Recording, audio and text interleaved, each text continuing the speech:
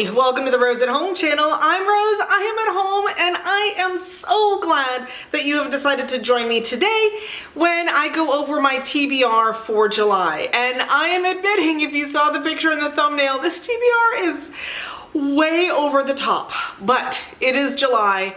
I am not working again. I don't go back to the classroom until August 2nd. So this is my last chance for the next 10 months to have a really over-the-top TBR, and so that's what I've done. I am following the mood read prompts. I removed a few because I was like, I removed the thinking and the challenge one because I was like, I don't want to think and I do want to think, but you know what I mean. I don't want anything that's a real head scratcher. I don't want anything that's really heavy. I want nice, fun, enjoy myself reads for the summer. And so for some of these prompts to make up for that, I have made more than one selection. And so let's go ahead and get to it. So the first prompt is, I want to be happy. I'm having a bear of a time with romance. You guys know that? So I'm giving this a shot. This is The Unhoneymooners by Christina Lauren, and we used this one in our pick to read the Amina Al-Sarafi book, which I'm 3/4 of the way through and am so very much enjoying. So hopefully you'll be hearing about that one really soon. So make sure you hit that subscribe button so that you get notified, and hit the notification so you get notified when I post a new video, and it'll show up in your feed, so you'll get to see what I thought of all of the things that I read off of that TBR from June. So this, if you are unfamiliar, it is about a bridesmaid and a best man, I believe. They do not get along whatsoever, but at the wedding, everyone is served bad shellfish and everybody else eats it but the pair of them. The honeymoon is date specific and non-refundable, so the pair of them decide to go on this un-honeymoon together so that it's not wasted, and it sounds like it might be fun. I generally, unless they're enemies because one of them is a terrible human, I do like enemies to lovers, or at least non-friends to lovers, so I hope I'm gonna really like this one. My second pick, because I did pick two for this, for something that's gonna make me happy, is the Finlay Donovan is Killing It. This is the first book in the Finlay Donovan series. I just hauled it in the video that went up on Sunday. So if you haven't had a chance to see that haul, it was massive. Give that a watch and you'll see the description for this one. Basically, the premise is that a woman who is a writer is talking with her, I believe, agent about the upcoming plot for a book. She is overheard and the person thinks that she's actually an assassin. And so she ends up taking a job as an assassin. And so I feel like there's like a mystery kind of element and a suspense, and it also sounds pretty funny and like a really fun ride. So I think this is gonna make me really happy, and so this is absolutely on the list. For I Want to Be Scared, I kept the same one because I didn't get to this month. This is How to Sell a Haunted House by Grady Hendrix. So it was in the TBR last month. My daughter and I had talked about buddy reading it, but we haven't had a chance to do that yet. So I'm hoping that that will come up in July. And so we're gonna hopefully be able to read this together. If you are unfamiliar, from what I understand, it is about a girl who moved away from home. The brother stayed close to home. The parents have passed, and now together they've inherited the house. So they have to go in and fix it up and get it ready to sell, but maybe it's haunted and maybe they don't get along so well. And so being Grady Hendrix is probably going to be graphic and scary and all sorts of things. So I'm excited for this, and I am super excited to get to buddy read with my kiddo. So this one. Okay, this is the category where I could not choose, so I just picked three, and it is the I Want Twists and Turns. Summer for me is all the time is the best time for thrillers, but summer for me is absolutely the best time for thrillers, for page turners, for stuff you just can't put down. It's okay if you stay up reading past midnight because I don't have to go to work the next day. So this is the perfect time for these types of books. And so the first one I picked is Megan Golden's Stay Awake. And from what I understand, the premise of this is that a woman kind of comes to in the back of a cab. She's covered in blood. She doesn't remember anything of how she got there or why she's got all this blood on her. She has the cabbie take her home. She gets to her house. Her key doesn't work. She knocks on the door. Other people come to the door and are like, I don't know who you are. This is our apartment. So, and then it goes from there. That just sounds so good. And Megan Golden has a new book coming out this month. It is the follow-up to Night Swim, which I haven't read. I haven't read anything of hers, but since I owned this, I really wanted to give it a shot to see if I wanted to try out that new book when it comes out this month. Another one for twists and turns that I wanted to try to get to this month is Wrong Place, Wrong Time. And I've been seeing other folks get this one read and talk about it really highly. And so the premise of this, it is kind of mystery, thriller, suspense, and kind of speculative fiction.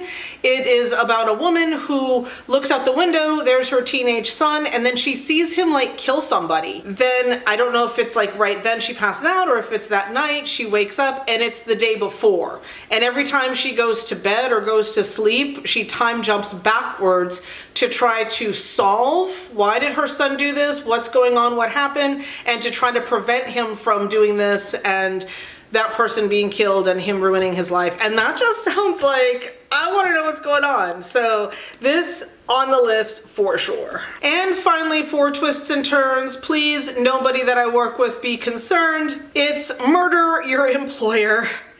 The McMaster's Guide to Homicide. And it just sounds so cool. So from what I understand, this is kind of like an assassin's. We got a lot of assassins in this reading list this month. So it's kind of an assassin school to teach you how to kind of kill people, and I think hijinks ensue, and I'm just ready for the ride. It sounds like it's going to be amazing. The next prompt is I want a good cry, and I pulled 2 for this one, in part because I'm not sure how heavy this one is. This is One Italian Summer by Rebecca Surley. So based on the back of the book, it sounds like it's going to be really sad. It is about a young woman whose mother has passed right before they were supposed to go on an Italian vacation together. So she goes by herself and then meets her mother, but 30 years younger. So not like another person who reminds her of her mother. She meets her actual mother, but at a different age. And so it's kind of dealing with all of that. It sounds like it's gonna be kind of heavy and sad, but it's also super short. It's also summer. And from the reviews I've seen, it's not as heavy as that description makes it sound. So maybe it's a crying book, maybe it's a lighter, funner summer read. I guess I'm gonna find out because this one is on the list. The other thing I picked for I Want a Good Cry is The 2 Lives of Lydia Bird. And so I'm not sure if this is like a speculative thing or if it's just kind of a thing that happens in real life. But basically what happens in this book is that on either her birthday or his birthday, when they're 28, her husband passes away in a car accident. And so she goes through the grief. She finally comes to the other side. The people in her life kind of help her to move on. She meets someone new, but then all of a sudden the husband comes back, or the chance that life comes back. I'm not sure how that part goes. But so she's got these 2 lives going on, her life with her first husband and her life with the second person that she's with. I have been wanting to read this for a long time. I actually bought this to take on what was supposed to be my first cruise in March of 2020. So I bought it for that, and then I didn't want to look at it because I was sad about everything that was going on. It kind of culminated into being angry at this book, but I'm over it, and life is as normal as it can get now, and so I think I'm in a good place to give this one a shot. So I think it's going to be sad, and I think it totally belongs on this list for this month. Okay, the next prompt is I want to escape, and I was only going to put 1, and then I was actually putting away the things from last video, and I was like, you can't not include this. So if I can, I'm going to try for the 3-body problem. So this is basically, the premise is we've been, I guess, sending signals out, and some alien species hears it and decides, ooh, ooh, Earth looks good, let's just take that over. And so there are some humans who are like, yes, let's get rid of all the other humans. And so they want an invasion, they want to help this alien species invade and do the things, and then there are the people who are resistance who are fighting against it.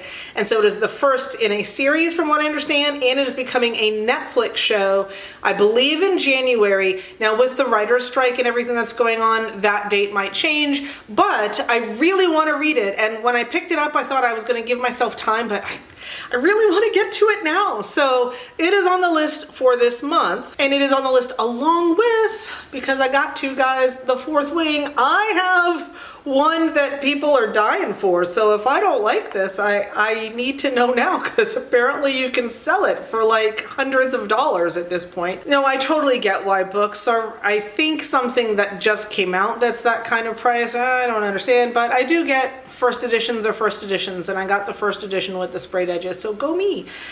So basically this premise-wise is about, it is the start of a series. The second one also comes out in November, so I do want to get to this sooner rather than later, and like I've mentioned multiple times, my reading time becomes very limited once we hit August. So this is about a girl whose mother is kind of high up in their society, and she had always thought she was going to be a scholar. She wasn't going to be like a fighter or anything like that, or a dragon rider. There's dragons.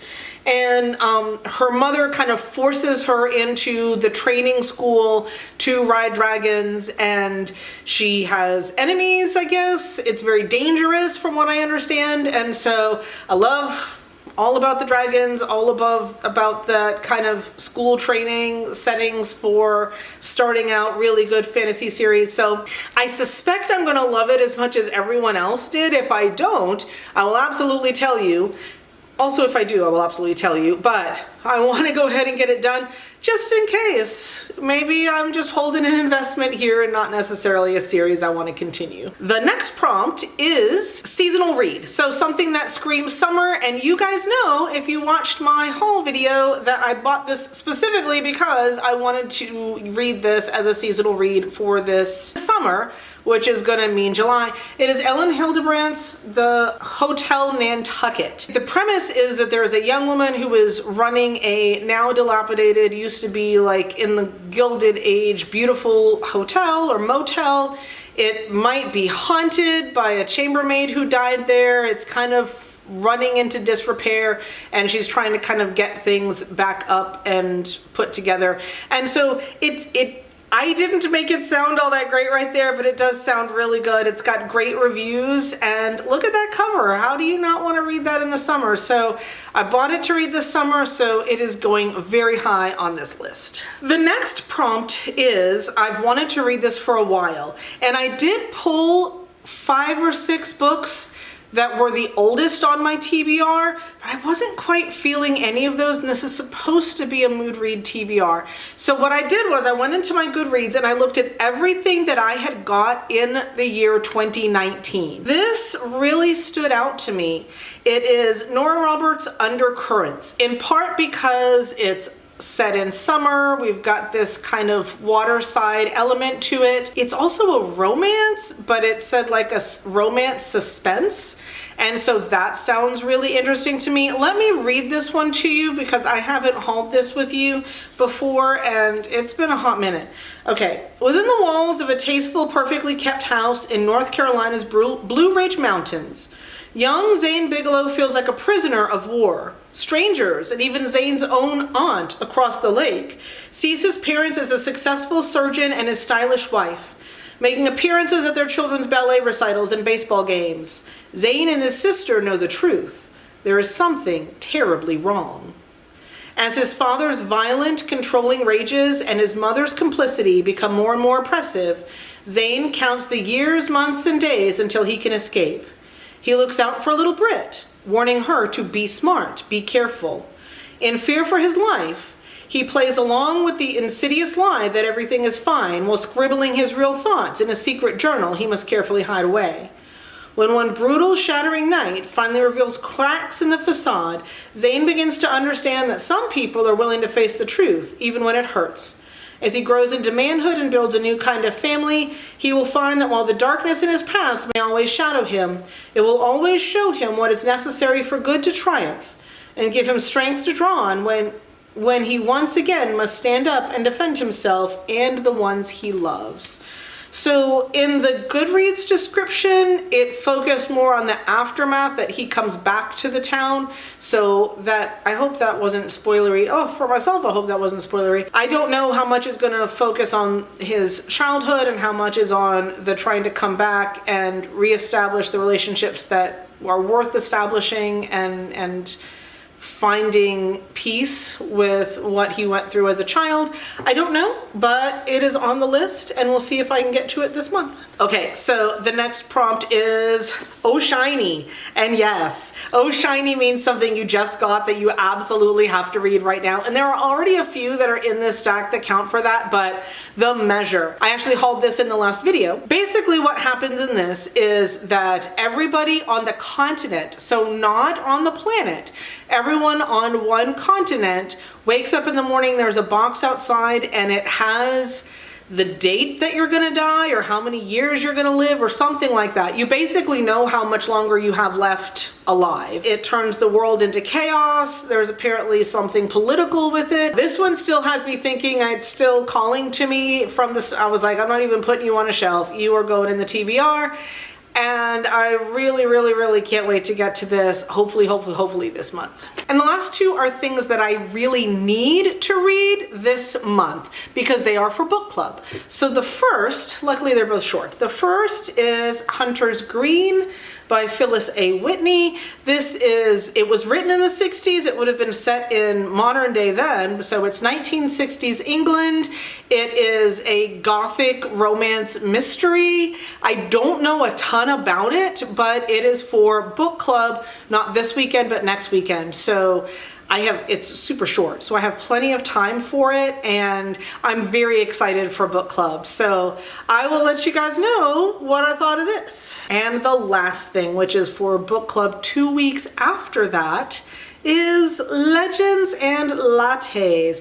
And Liam and I are also planning to buddy read this, and so hopefully we'll have a little bit of content on that for you guys as well. But I'm super excited for this. I know everybody's been hearing about it. If you play D&D, it's one of those where we spend the entire time that we have with the DM like shopping and talking to locals, and I think it's going to be similar to that. So basically there's an orc, see there's, oh, I'm going to cover me up. Yeah, there you go. So there is an orc who is tired of orking, I guess, who's tired of kind of fighting and doing all of those things that orcs are kind of expected to be able to do. What the orc wants to do is open a coffee shop. The issue is that no one there has ever heard of coffee or drank coffee or anything like that. So we gotta educate people into the wonderful world of coffee. I love coffee. And open a shop and deal with all of the kind of owning a shop stuff. And it just sounds like it's gonna be sweet and fun and light. And I'm all about that for summer. Okay, this stack, oh my gosh, is humongous. I'm gonna try to lift it. Oh my goodness. Whoop! Okay, yeah. That was a fail. So I know it's a lot. Remember, I don't do punishments with this. This is just kind of making it so that when I finish a book, I don't have analysis paralysis staring at all of the shelves trying to pick something next. I can just say, I'm in the mood for romance. I'm in the mood for light and breezy. I'm in the mood for something heavy. I'm in the mood for some dragons. Whatever it is, and I can go to this much more cultivated stack and pick something. So if you want to follow along and maybe go through and pull some mood ideas for your reading for the next month, go ahead and look down in the box below. I will have all of the prompts and the descriptions for each, and I'll include the ones that I took out for this month so that you have the option for all of them. In the meantime, I hope you have an absolutely amazing week, and I hope you get to read a whole lot of books. Bye, y'all.